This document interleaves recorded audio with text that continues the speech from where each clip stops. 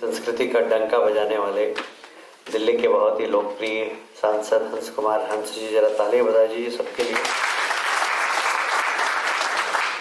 Doctor Deepa जी, जो कि हमारे देश का गौरव है।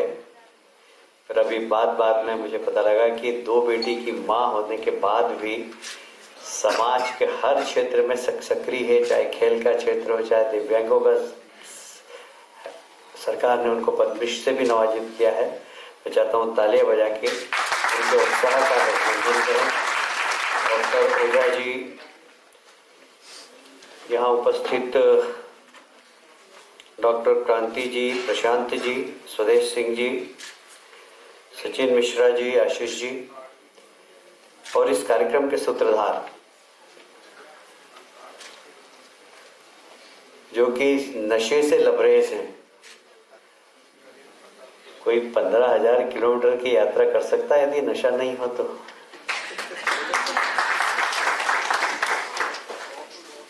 बावन राज्यों में घूमकर 22 राज्यों में घूमकर और लगभग 1 महीने से भी ज्यादा 40 दिन की यात्रा आपने की है, साहसिक यात्रा।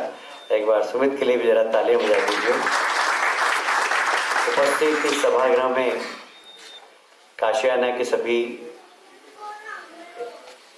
स्नेहीजन, मित्रों और देवियों, हमारे मार्गदर्शक आदरणीय वी सतीश जी सबसे पीछे बैठे हैं। ये सीखने वाली बात है, जरा तालियां बजाकर उनका भी स्वागत करें। डॉक्टर कमलेश जी ने काफी विस्तार से बताया, इसलिए मैं लंबी बात तो नहीं करूंगा। बाकी ये बात सही है कि किसी परिवार को खत्म करना हो, किसी प्रदेश को खत्म करना हो, किसी देश को कमजोर बनाना हो, तो सबसे साफ टारगेट होता है उस परिवार का नौजवान, उस प्रदेश का नौजवान या उस देश का नौजवान। और एक अंतर्राष्ट्रीय षड्यंत्र चल रहा है भारत के खिलाफ कि यहाँ की जवानी, क्योंकि आज दुनिया का सबसे बड़ा नौजवानों का देश है, और इसीलिए देश के प्रधानमंत्री जी ने कहा कि अभी आजादी के 75 वर्ष हुए हैं, ये अमृत काल 25 साल का। इस अमृत काल में सब अपना सर्वश्रेष्ठ इस देश के लिए दें कि 2047 में यह देश दुनिया के ताकतवर देशों की श्रृंखला में आकर खड़ा हो जाए। और सारी दुनिया में इसकी चर्चा भी, लोग भारत को बहुत आशा भरी दृष्टि से देख रहे हैं। और हम सबका सौभाग्य कि वर्तमान में हमारे प्रधानमंत्री जिस अंदाज से देश को आगे बढ़ा रहे हैं, जिस अंदाज से भारत की शक्ति सारी दुनिया के सामने दिखाई दे रही, भारत की ताकत दिखाई दे रही, भारत का सम्मान दिखाई दे रहा है। मोदी जहां भी जाते हैं आवाज लगती है मोदी मोदी मोदी। ये मोदी मोदी आवाज सिर्फ मोदी की नहीं है, ये 140 करोड़ जनता का सम्मान है इस देश के अंदर। ये भारत के प्रजातंत्र की ताकत भी है। और इसलिए हमारे देश को बहुत कुदृष्टि से लोग देख रहे हैं। मैं बंगाल का प्रभारी रहा, मैंने देखा कि सीमावर्ती प्रदेश हैं, वहां किस प्रकार की अंतर्राष्ट्रीय ताकतें, फेक करेंसी, आरबीआई की रिपोर्ट पहले आती थी तो फेक करेंसी सबसे ज्यादा नेपाल से आती थी, अब फेक करेंसी आती है बंगाल से। ड्रग्स सबसे ज्यादा बंगाल से आती,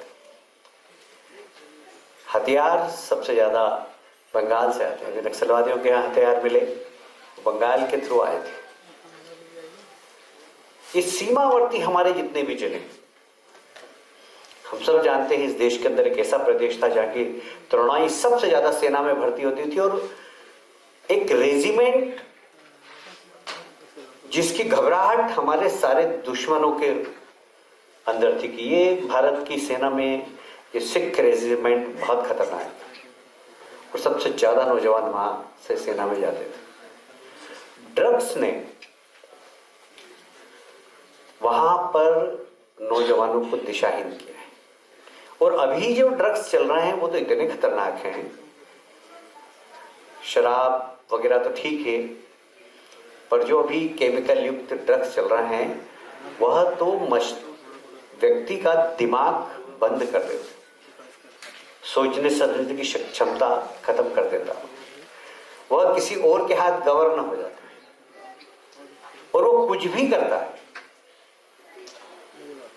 इतना क्रूर हो जाता है कि किसी को भी काट देता है, मार देता है। पिछले दिनों हमने एक फिल्म देखी केरला,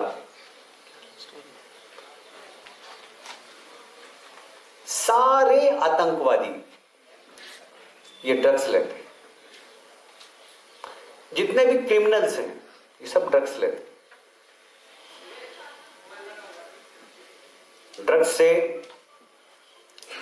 हमारे देश में बहुत आपराधिक गतिविधियां बढ़ रही हैं। सरकार उसमें चिंतित है, पर ऐसे काम के लिए समाज को भी चिंता करने की आवश्यकता है। आजकल न्यूक्लियर फैमिली हो गई, एक बेटा है एक बेटी है। मैं भी इंदौर में मैंने काम चालू किया नशे के खिलाफ। तो एक परिवार वैश्य समाज का लड़का बहुत अच्छा पढ़ने में 92% 12th में लाया, उसके बाद फिर अच्छे कॉलेज में भर्ती हो गया। वहां पर कुछ ऐसी सोसाइटी हो गई उसकी कि उसने नशा करना चालू कर दिया। घर वाले घर लाए, मेरे बड़े पारिवारिक संबंध है, मुझसे नर्वस हो गए तो मैं क्या मैं घर आता हूँ। अच्छा, फिर मैं घर गया। वो बच्चा जो मुझे देखकर चरण छूता था, बहुत नजरे कभी ऊपर नहीं करता था, वो 3 घंटे दरवाजे के अंदर बंद रहा, खोला ही नहीं। उसके माता पिता ने बहुत दरवाजे खटखटाए, नहीं खोला उसने। पर हम तो बहुत परेशान है, एक ही बेटा हमारा। अब प्रश्न उठता है कि इसमें कहीं ना कहीं बच्चों को पालन करने वालों की कमजोरी है।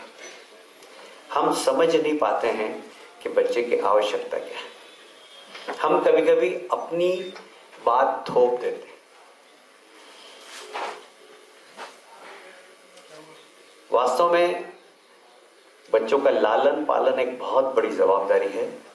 माता पिता को टीवी देखने से फुर्सत नहीं, क्लब जाने से फुर्सत नहीं, और इसलिए नशा सरकार कानून बना सकती है, पर सिर्फ सरकार नहीं रोक सकती। समाज में इसके लिए अवेयरनेस लाने की आवश्यकता है। समाज में जागृति की आवश्यकता है। बच्चों को 16-17 साल की उम्र तक बिल्कुल वॉच करें, कब उठता है, कब सोता है, क्या पढ़ता है, क्या खाता है। लोग तो बड़ी लंबी लंबी नशे के लिए बात करते हैं कि भारत में तो बहुत पहले से नशा है, और नशे के बारे में वेदों के अंदर विजया करके एक वो है, बोले वो गांजा भोलेनाथ को चढ़ता है, भांग भोलेनाथ को चढ़ती है, साधु संत भी बहुत लेते हैं। वो एक अलग दुनिया है, पर वास्तव में इस नशे से कैसे समाज बच सके, इसके लिए एक अवेयरनेस की बहुत आवश्यकता है। मैं इसके लिए भी काफी काम कर रहा हूं। मुझे थोड़ी सी प्रेरणा सुमित से भी मिली, और थोड़ी सी मैंने देखा कि हमारे बहुत सारे ऐसे परिवार के परिचित लोग हैं जिनके बच्चे ड्रग एडिक्ट्स हो गए, वो बहुत परेशान हैं। मुझे लगा कि इसके खिलाफ कुछ करना चाहिए। मैंने इंदौर में शुरुआत कर दी। मैंने बहुत अध्ययन किया, इसकी स्टडी की। मैंने देखा कि सिर्फ परिवार की लापरवाही से ही बच्चे दिशाहीन हो रहे हैं। मेरा एक अध्ययन के बाद में कह रहा हूं कि बच्चे के लालन पालन में यदि माता पिता और परिवार के लोग ध्यान दें तो इससे बच सकते हैं। ये अंतर्राष्ट्रीय साजिश है, इससे हमें समाज को बचाना है। नशा होना चाहिए, नशा नहीं होना चाहिए मैं ऐसा नहीं कहता, पर नशा ऐसा हो जो उतरे नहीं। भगत सिंह को नशा था।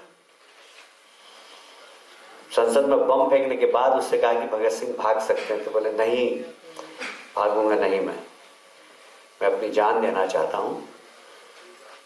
एक भगत सिंह मरेगा, 100 भगत सिंह पैदा होंगे और फिर इस भारत माता को अपनी बेड़ियां कटेगी। इसलिए बहुत जरूरी मेरा जिंदा रहने से ज्यादा मरना। ये देश के प्रति नशा था। हनुमान जी को नशा था राम भक्ति का। अकेले गए माता सीता की तलाश में, पूरी लंका में आग लगा के आ गए। नशा होना चाहिए, पर उद्देश्यपूर्ण नशा। हमारे प्रधानमंत्री जी को नशा है। सुबह 9 बजे देखो तो वही चमक के चेहरे पे, रात को 2 बजे देखो तो वही चमक के चेहरे पे। देश सेवा का नशा है। कब सोते हैं कब जागते हैं पता नहीं, पर देशभक्ति का नशा है, देश सेवा का नशा है। बिना नशे की जिंदगी तो सूनी है, पर नशा वो हो जो एक बार चढ़े तो उतरे नहीं। चढ़ के उतरने वाला नशा व्यक्ति का भी जीवन समाज खराब करता है, परिवार का भी खराब करता है, देश को भी खराब करता है। और इसलिए नशे से युवा पीढ़ी कैसे बचे, अंतर्राष्ट्रीय साजिश का हिस्सा नहीं बने, इस सब के लिए हम सबको मिलकर प्रयास करना चाहिए। सुमित, तुम्हारी इस बहुत अच्छे प्रयास की मैं सराहना करता हूँ और इसमें जहाँ भी लगे मैं इस आंदोलन से जुड़कर काम करने के लिए तैयार हूँ। मैं आशियाना फाउंडेशन के सभी मित्रों को बहुत बहुत बधाई और धन्यवाद देता हूँ। धन्यवाद। बहुत बहुत आभार माननीय मुख्य अतिथि महोदय जी आपका।